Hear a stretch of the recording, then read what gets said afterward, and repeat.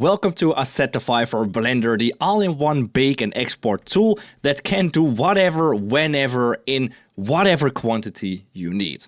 In this video, I'm going over the features. This is a full kind of skill tutorial, so I'm going to go over all the settings in Assetify. So let's open it up, a little sample scene here to just show what it's capable of, the different types of baking, and the different things it can actually handle. So let me open up Assetify in the side panel here.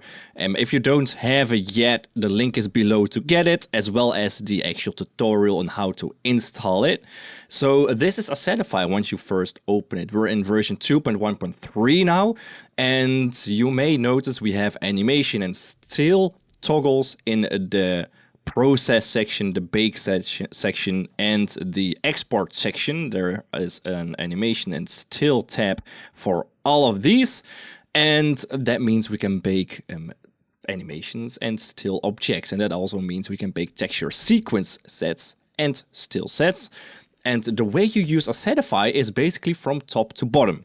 So we open this one up first, and this is the entry point to the Assetify system, which means here is the place where you add new objects that you want to bake. And you can add multiple ones. There is no limit to the quantity at all.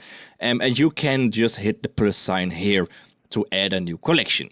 So this is a collection input. If your object is not in a collection, just make sure to select it in your viewport or your outliner, and let's press M and we can now move it to a collection. I already have a nice disco collection that I'm gonna move it to. There we go. So now we can actually set a disco here, and you may think, what are these settings? And you don't really need the first two unless you're using Mossify or unless you're using geometry nodes to transfer attributes to your textures, okay? And I'll dive into that as well, but for now let's just add one object to our Assetify, bake it, and show how it's done the normal way. So let's say this is our object. It's an animated texture as well, by the way, beautifully animated, of course. And we can now just hit process. Now by default, the disable original collections will be turned on, because once we process this, is going to create a duplicate but game ready kind of asset, which means things are going to be applied in order to bake properly. So there's going to be a duplicate objects. If you turn this on, the original one will just be hidden, disabled. Otherwise you will have two overlapping objects, maybe a little bit odd or irritating. So by default it will be turned off, but don't worry, your original object with its original material and stuff will always be there. So we can now just process this, and there we go. It will turn back to a solid shader just to indicate the process is done, and because, well, for every step it's going to turn into solid shading, because for baking, for example, if you have your viewport in render mode and if you have a render going on in the background, well, it's going to take more of your system, right? So we're going to switch back to solid mode for stability reasons. So there we go. It's now processed. You'll notice a new collection here on the side that is called disco game ready, right? It will basically be your original collection with the game ready and game asset. It is originally made to export objects to Unreal Engine and Unity, so that's where the game ready and game asset names come from. But right now you can export it to whatever you want, web applications, stuff like that. But the naming conventions are just there. So now that you process this, we can either collapse this or leave it open. I'm just going to collapse the menu, and we can open the processed asset list, which is where your system for Assetify will be found. So these are the collections that are basically processed and ready to bake, and these are the assets. Okay, so if you have a collection with multiple objects, it's going to add multiple objects. So let's make a new collection, or let's add a sphere and a cone here. Beautiful. And let's select them both, move them to a new collection called sphere cone. Beautiful. Now we can just remove this and add a new one. We can add sphere cone, and we can now process these assets. And if you have unsaved changes, it is going to ask you to save your changes because, well, of course, Blender has a possibility to crash whenever it's doing things in the background. So if you have unsaved changes, Assetify will notify you that you have that, and it will actually ask you if you want to save and proceed or you don't want to save and proceed, or you want to cancel altogether, it's fine as well. So I'm just going to save and proceed. Here we go. So now we have a new collection, sphere cone, and that comes with the assets cube, one, and cone. Right? So you have assets and collection. In case you just want to bake an individual asset that belongs to a collection, you can just bake that. But if you want to bake an entire collection, right, then it will bake the assets belonging to that collection. So you have the possibility to just batch bake with ease or individually bake assets as well. So I'm just going to delete this, and let's delete the sphere cone collection as well. So you can also just add multiple collections all at once to your system, right? Let me actually undo the deleting of the sphere cone. For example, if you want to add sphere cone and we want to add, let's say, moss, and we want to add, let's say, the disco small, you can process everything at once and it will add everything in here, right? So this is all things that I'm going to show later. So I'm just going to Control Z. But you can see in the list, we now have all these assets collections, and we have the individual assets there as well. Everything is added to the system beautifully, and you can now do all the functions, baking, exporting, separating, joining on your assets that you have here. So let's delete everything except the disco collection. There we go. This is our disco, and we're just going to play around with that a little bit. So if we select this, all these options become available. Right, let's go to render view. The most straightforward one is probably refresh. We'll just refresh your list in case something didn't quite update. And delete will delete, of course, and separate will actually separate your object by materials. Something that is quite useful when you are, for example, let's get our sphere cone back here.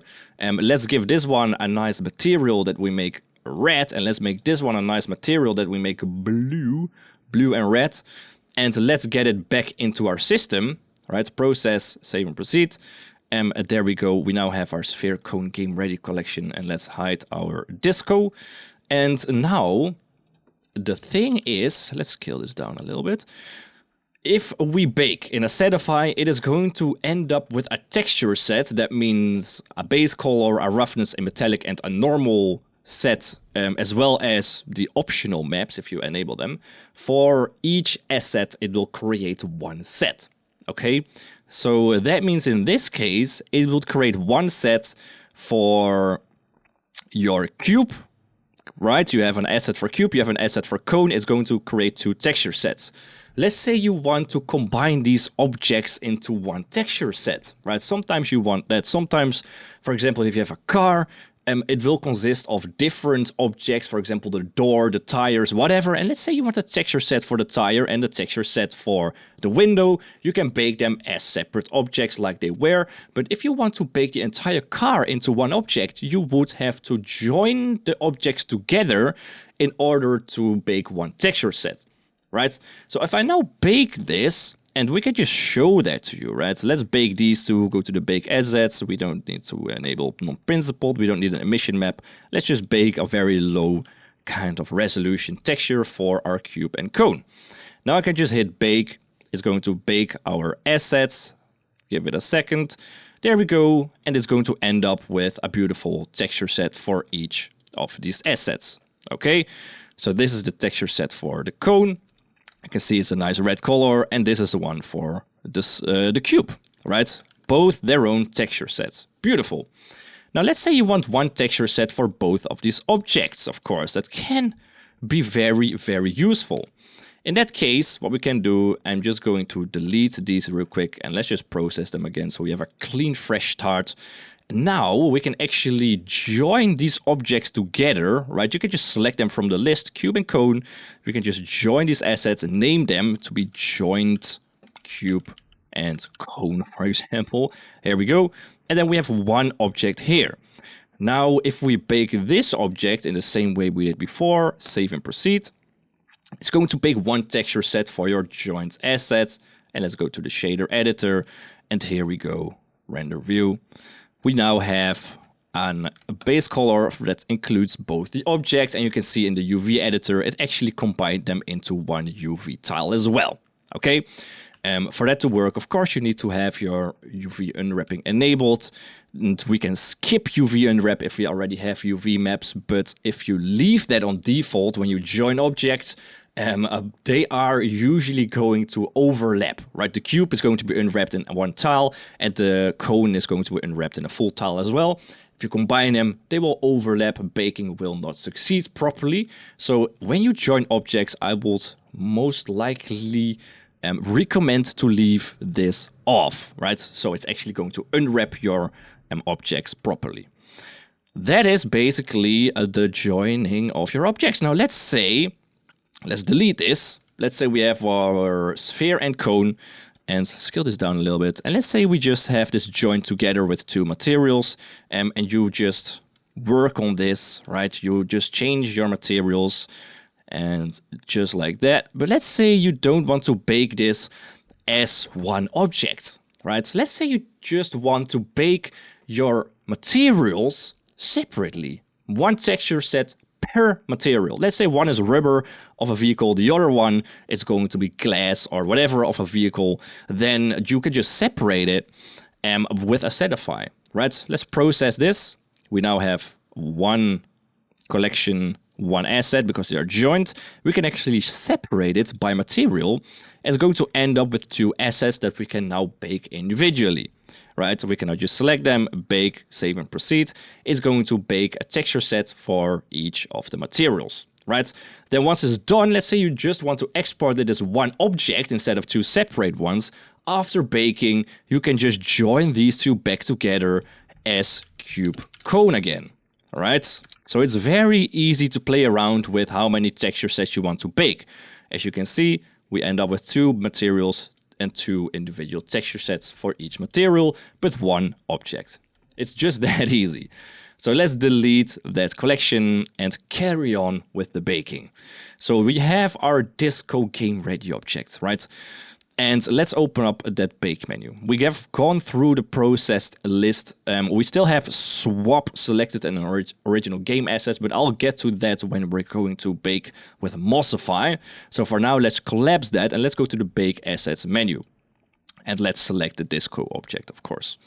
So in here, we have a still and animation and bake toggle. Animation will bake a texture sequence set, and we will be doing that here as well because we have an animated texture, beautiful. But you have options to bake extra maps as well here, which means in this case, we will definitely need an emission map, and enabling the emission would bake an emission strength and an emission color map. Okay, that is something that goes hand in hand. You need a color and you also need to define the strength where it's going to be. Okay, so the alpha map will bake an alpha channel, right? Which basically means if we have a principledBSDF, hello, where is that principledBSDF here? We have an alpha channel is going to bake that, and we can also bake a transmission map, and that is going to be baked here, right? The weight, beautiful. So you can actually bake transparent materials, which is nice. But in this case, the emission is fine. Now you may notice a little ghost icon here at the end of the alpha channel. And that basically means that when we break non-principledBSDF materials, like this one, and let's say you have a transparent section in that material, sometimes it's just going to appear as non-transparent, even though you have a transparent section. Now the reason why is sometimes because transparency only comes through as completely transparent if the color is black as well. Not sure why it happens and when exactly it happens, but let's say it does happen, you can actually force that section of the material that is transparent to get a black color as well, which will make it completely black. So that's what this ghost icon does. You can hover over, it will force the mix color of the transparent BSDF to black regardless of its input color. Okay, I hope that makes sense. But if something looks off on your alpha or transparency, just try to enable the ghost and bake it that way. Now in your bake settings, we have an option for non-principledBSDF baking, which is beautiful because it allows us to bake stuff like this. It allows us to bake mix shaders, diffuse shaders, glossy shaders, emissions, mixing everything together with factors that depend on textures, are animated, whatever, based on drivers. We can mix in transparent BSDF nodes, we can mix in emissions, we can bake in whatever. And that is real easy, just one simple toggle. If you have a non-principled BSDF, which means if you have anything that is not just a principled BSDF with inputs connected to a material output, then this will work. Now just note that if you only have a diffuse shader connected to an output channel, it will probably not work because, well, it may actually work. I haven't tested, but you can just rebuild this in your principled BSDF yourself. I think that's the logical step to do, right? If you want to bake a diffuse singular, then it's just as easy as setting up a principled BSDF, but you can still try it. It may work. You may be surprised. But as soon as you mix it together with something, it will work properly. It will connect everything into mixed stuff before a principled BSDF, just like that. So then we have the UV unwrap section, of course. If you have an object that comes pre-unwrapped or you unwrapped it yourself because you're that good, I hate UV unwrapping myself, so I basically always unwrap it with Assetify. I know, but yeah, you can actually just unwrap it here. But in case you do actually have your own UV map, or you're, for example, using a default Blender object, these all come pre-unwrapped. And then you can skip it, of course, and it will still bake it with your default UV map. Beautiful. Now you have a target platform that is now Unreal Engine 5 and Unity, and I would like to also add Godot, of course. At some point I will have to dive into that a little bit deeper, but for now UE5 and Unity, and I believe UE5 will also work for Godot. So try that out, please. Give me some feedback on how that goes. And render modes, we have CPU, GPU. Right, it is quite easy. It's just basically going over your render settings here as well, GPU or CPU.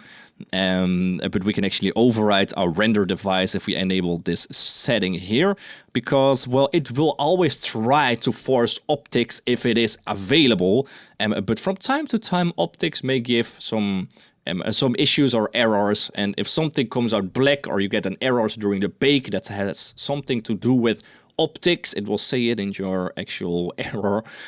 You can just override this to CUDA or whatever, and you can force the use of that device. Okay, so I'm just gonna leave this off. Optics works the best for me, and I'm thinking the best for most. Now, if you have a Mac, of course, it will automatically check if you have optics or what device you use. If you have an Apple device, it will use, is it metal? I'm not sure. I think so. So it will automatically use that. Tiling will do the same thing as your tiling in Blender. It will be under the Performance tab, I believe. Performance, we can use tiling. If you have a GPU that does better with smaller tiles, or if you render in CPU, sometimes using tiles is better. Basically means that if this is your render square, 19 by 6, for example, or 16 by 9, 69, it is actually going to split this up in tiles that match your size. Let's say you can split this into grids. It's basically going to see one of these as a tile. So the smaller you set your tile size, use tiling, the smaller these sections are going to become, right? And that is sometimes faster for your device. You can test it out and see how it goes. Bake folder, real easy. This is where all of your textures will be saved, your texture sets. And yeah, resolution and samples. Samples, note, don't go too high when you bake your textures, okay? There is no need. The samples are needed when you're baking like shadows and your materials are dependent on light in your scene. But in this case, you're baking texture sets unrelated to direct and indirect lighting. It will just bake the input maps of your principled BSDF. It's not actually going to bake, let's say, the lights. We can at some point include that in Assetify, but I think mostly we will bake just the input maps, right?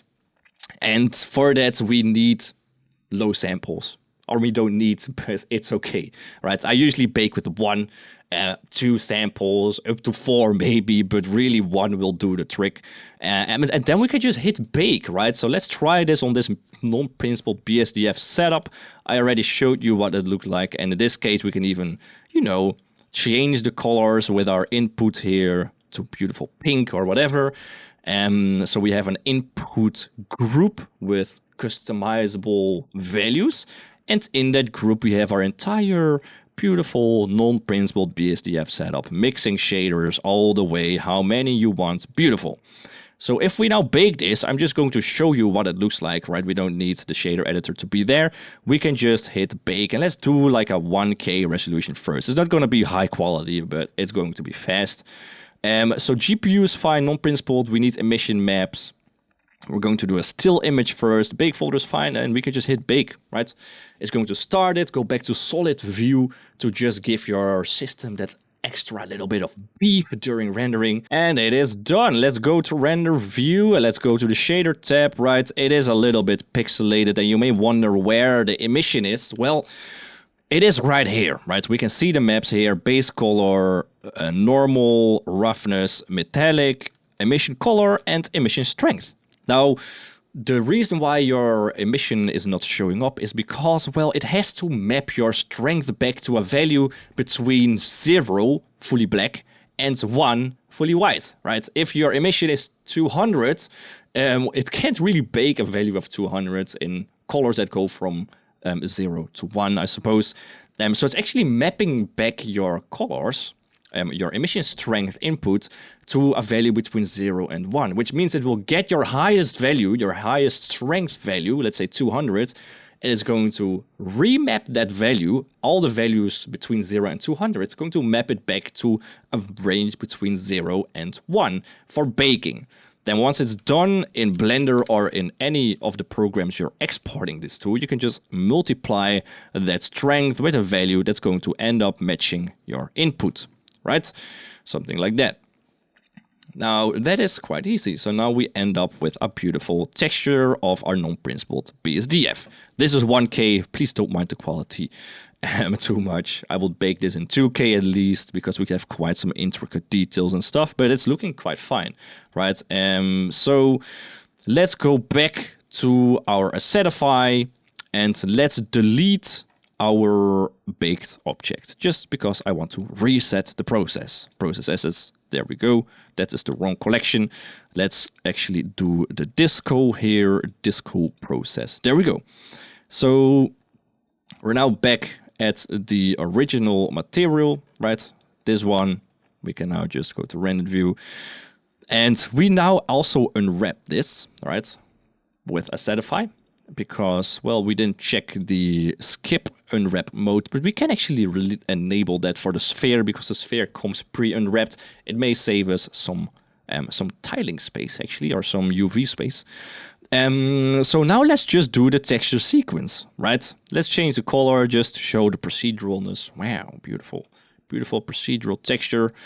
And we can now bake an animation, right? Now your animation will bake in your scene range. Okay, so if I have a range of 600 here, it will bake 600 frames times the amount of textures you have, which is going to be 6 in this case with emission enabled, is 600 times 6, 3600, that is how you say that, textures, right? Which is a lot, so make sure that you realize what you're getting into. It has to do 6 bakes in this case per frame, okay? And it's fine because we use low samples here. It's quite fast, but it may still take some time. So let's just set this to 20 for now because, well, that shows the animation of the texture, I suppose. It's enough. And let's just bake this at 512. Should we do that? It's nice and fast. Maybe we should do 1K just to show a little detail as well. And then we can just, well, bake this. And for this one, I'm going to select the sphere, of course. And I'm also going to just stay in the material tab here to show what it's actually doing, because it's quite fun to see the chaos it's spreading. Then we can actually hit bake. And there we go. It is creating nice texture sets here. So this is the actual material we're looking at. So it's creating mixed setups for your shaders that actually allow it to be plugged into the principledBSDF based on the other materials you had in your scene, in your material. Let's say you have a diffuse BSDF, it's going to get the values of a diffuse BSDF the colors, the roughness, whatever, and the values that the diffuse BSDF would bake as, and is going to turn that into values that are usable in principled BSDF. Same for the glossy BSDF, metallic BSDF, emission BSDF. It's not a BSDF, I believe. Same for transparent BSDF, as well as, I think I forgot one. I'm not sure which one, but you know, try it out and it will mix everything together. And per frame, you will also see new texture sets being added here that are used during the baking, right? So it's basically that easy, and it's going to do that for all the materials here. So this one is not really used yet, but I'll show you that later as well, because I do have an intention to show that. With this one, yeah, you can see the chaos, but you have to not worry about the chaos, okay? In this case, chaos is good. It actually creates the connections required for baking. So I'm just going to pause this real quick during the baking, and then I'm going to be back once it's done.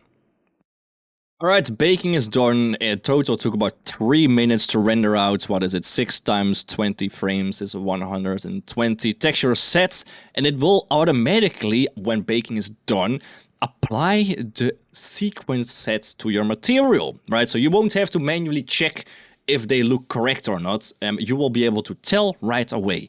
So let's collapse our menu here. Let's go to render view. Beautiful sphere, 1K.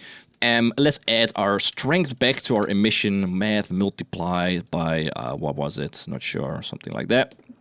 And yeah, you can now see that we're using texture sets of 20 frames here, and they will be animated, right? So these will be your animated texture sets that you can use anywhere, right? It is really that easy. So that is the animation sequence baking part of the add-on, okay? And the next step is let's process animation objects altogether. Okay, so let's just delete our disco sphere here. Let's enable our original one. And I have a little modifier here that is actually distributing points in an animation. So let's set this to be a little bit longer, right? It's actually distributing, instancing points here on our objects, and it is setting the objects, the little spheres, based on the scene time, which makes it look like it's breathing a little bit, right? Breathing in and out, blah, blah, blah. So that is something that is an animation. This is something you bake and process as the animation here. Now, the real difference, when do you use still, when do you use animation, is in your object data. If your object geometry changes, you would use animation. But if your object geometry does not change at all, if it is a still object, you would use still. Now, if something changes in your geometry, you can use animation. Now, once you go to animation, you can see we have some new options here, okay? And that is animation type and desired format. Now, the reason why this is implemented is because you may have a different reason for processing and exporting this, okay? And there are different types as well. Different types of animations. You have rigged, you have physics animation, geometry nodes based animation, shape keys, keyframe particle animations, and all of them are treated in a slightly different way, and all of them need to be processed in a slightly different way as well in order for it to work properly, in order for it to export properly as well. Imagine you have an object, let's say we have a skeleton controlling a mesh, right? For example, a character, then you have an armature modifier. If you set this to still, it's going to apply your modifiers and everything onto the objects in order to properly bake your geometry. If you switch this to animation, that happens for some of the processes, some of the types. But for rigged animations, for example, it should not apply your nodes, or sorry, your modifiers, because then it will apply your armature and you will lose your animation. Now, for physics, for example, you would, for example, want to bake in ABC or MDD or an OBJ sequence. And for each of these, you will also have different format types that work with that animation type. Now, the special cases and the things that actually are, I think, a unique selling point of Assetify as well here, is that we can bake geometry nodes out to shape keys. And that is really interesting because that allows us to export it in different formats, like, for example, GLTF. Okay, something that requires shape keys, for example, instead of using geometry nodes. Now, you can export geometry nodes as an ABC as well and try if it works, but I have heard from too many people that it does not resemble what happens in Blender on a one-to-one scale or base. So you can actually convert your geometry nodes animations to shape keys, right? And let's just go over that right away. So this is now a geometry node system that spawns new geometry on your sphere and animates it, right? Just like that. Now, I will tell you one limitation. The only limitation pretty much that you have when you want to convert the geometry nodes to shape keys. And that limitation is that your geometry amount, your quantity of points and edges and vertices cannot change throughout your animation. And we can check that by going to a spreadsheet editor here. And we can count how many vertices, edges there are throughout our animation. If it stays the same, constant, we can just convert this to shape keys. But let's say you delete geometry over time, right? So delete geometry here, or you spawn instance on points, right? Based on, for example, I don't know, the density. So let's distribute points on faces, distribute points on faces, and let's say we set the density to be frame for the scene time. It's going to add new density with every frame, which is going to add new geometry here. We can see it's getting more and more instances there and there and there and there and there. It is changing the amount of geometry we have. That is the only limitation if you want to convert this to shape keys. And if we now hit the process button right here, we can save and proceed if needed, but now you see the progress, it's already done. And select your sphere, and right here you will already be able to tell that something happened, right? We have keyframes. And if I go to my object data, we can see we have shape keys for every frame that we actually have set in our scene here. And if we play this, you can see that it looks exactly the same. Right? Instead, we don't have a geometry as modifier anymore. We just have shape keys. Isn't that beautiful? Okay, so amazing, amazing, amazing. And the materials still work, of course. So that is, for example, geometry nodes to shape keys. And it can also convert physics cloth shape animations to shape keys. Okay, so physics animations, cloth can be turned to shape keys as well. So the others here are basically going to have their own system in place as well, right? So they won't turn it into shape keys, but they will process it in a way where you can actually export it to your desired format. So that is what your animation processing does, pretty much, okay? Now, Mossify mode here at the top is actually going to allow you to transfer your custom attributes from Mossify, the geometry node setup, a link below, by the way, to your textures, right? By default, when I change, for example, the color of the moss to be more dry, it should be here, there we go. If I set that to be completely dry, our moss scatter objects, of course, are going to stay, let me hide the water, are going to be green still. And that is because we only change that value in the geometry nodes instances and not actually on these objects. Which means that if you actually want to have that baked on your assets in order to keep your nice texture resolution of your instances, then you need to somehow transfer that to your instances. Okay, now the reason to do this, or the way, is to add that instance collection high performance here, enabling Mossify mode and setting your emitter object, right? The one with the geometry node setup. In this case, it is Moss. You can eyedrop it. And if you now process that, let's take a look here at the bottom at our instances. We can actually process this, save and proceed. And there we go. Now they're actually going to be brown. They will have that actual attribute converted from geometry nodes. And now you can actually bake this this set into new textures, and it will actually have that dryness Okay, and then once that is done, you can actually even select this, you can bake it, and you can swap your assets. And what that's going to do is it's going to swap your original strands with your game strands. You can see it here in the collections, which means that you don't have to actually reassign that in your geometry nodes. You can just swap your baked assets with your original assets right here without having to do any work. Beautiful. So that is what you can do with Mossify mode.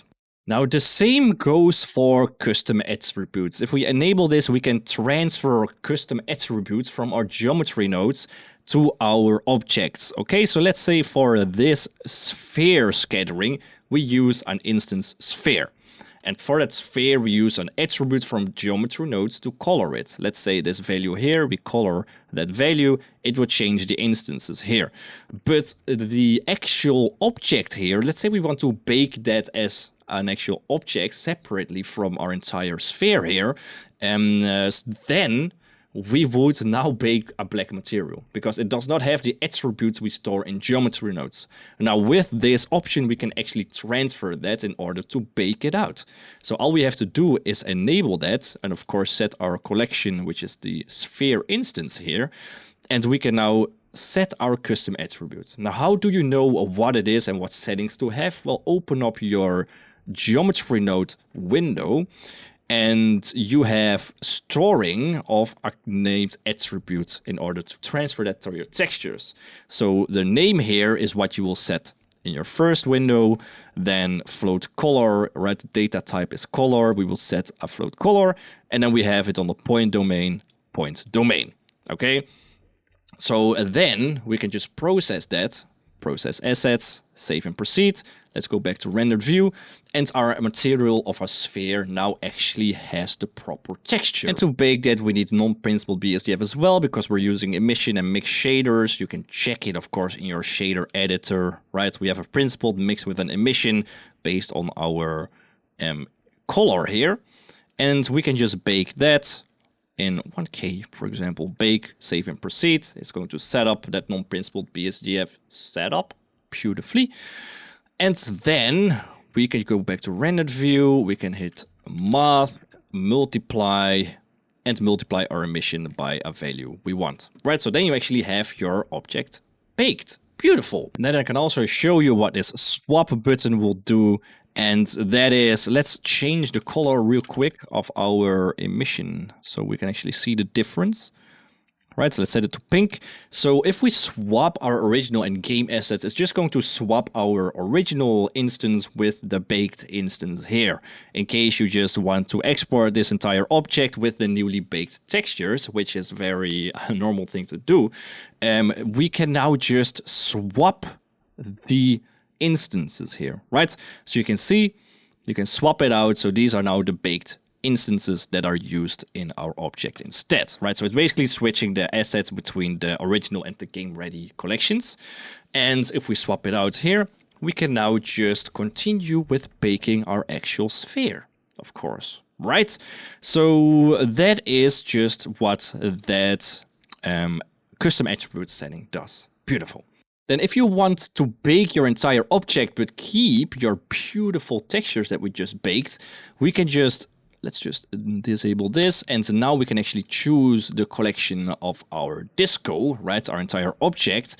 We can process this again without needing any of these options, and we can now process assets. There we go. So we still have our disco sphere going on here. So now we can just separate our sphere by material. Now this black material here is something we don't need anymore, so we can just remove that here. And now if we separate this by material, we're going to separate our assets into a disco material 1 and disco material 1, which means that we can now bake the correct objects, right? So material 1 is the actual sphere, and material 3 are the small little instanced spheres that we already baked. So now we can just bake our material 1 here. We can select it, go to bake, emission, non-principledBSDF. We can skip this, one case fine, bake, save and proceed. And then it's going to bake just that texture. right? The reason why I'm doing this is to show that if you have instance objects, you can separate the baking of the instances from the baking of the emitter. Now, that is just because if we bake that as one object with instances on top of it, it's going to unwrap everything in a very chaotic way, and it will end up with very small space on your UV tile because it's just that hard to unwrap. And your instances will all share the same texture usually, right? Which means you can just bake it once for all instances and it will have a much higher quality as a texture. So that's why I separate baking instance from baking emitter.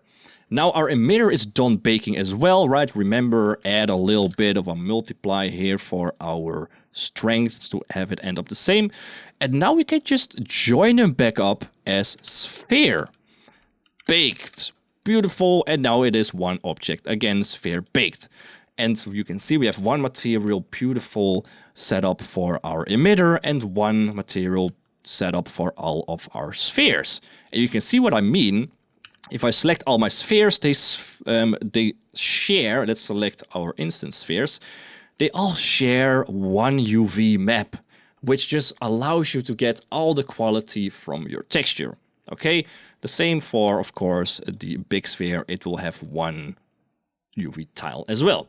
So that is why I separate those and bake them separately and join them together later. Okay, I really hope that makes sense. Now, the final step, and I promise this is the final one, I know it's a lot to take in, is, for example, when we animate textures based on geometry node elements, which means in this case the texture of the main sphere is dependent on, for example, the distance to that smaller sphere, and that is an attribute that is actually stored in the geometry node setup. As you can see, it comes nice and close to that sphere in an emission texture.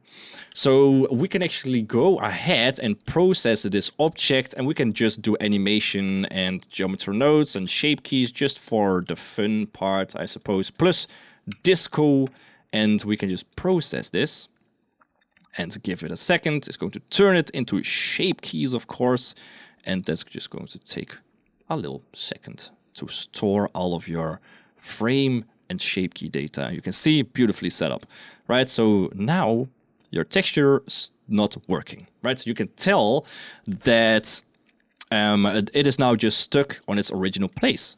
And the reason why is because once we convert this, the data is no longer available from the geometry nodes, right? We now have shape keys. The data is now no longer available to transfer it to your shape keys.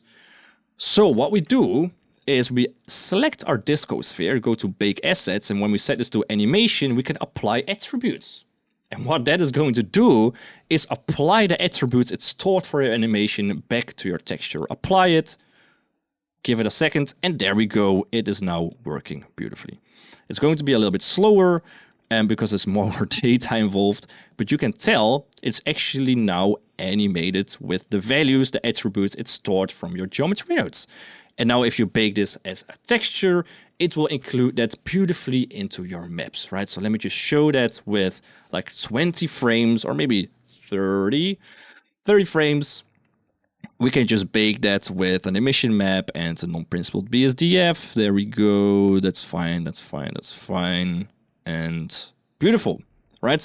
So we can now bake that, save and proceed. It's going to bake those maps and then I'll be back.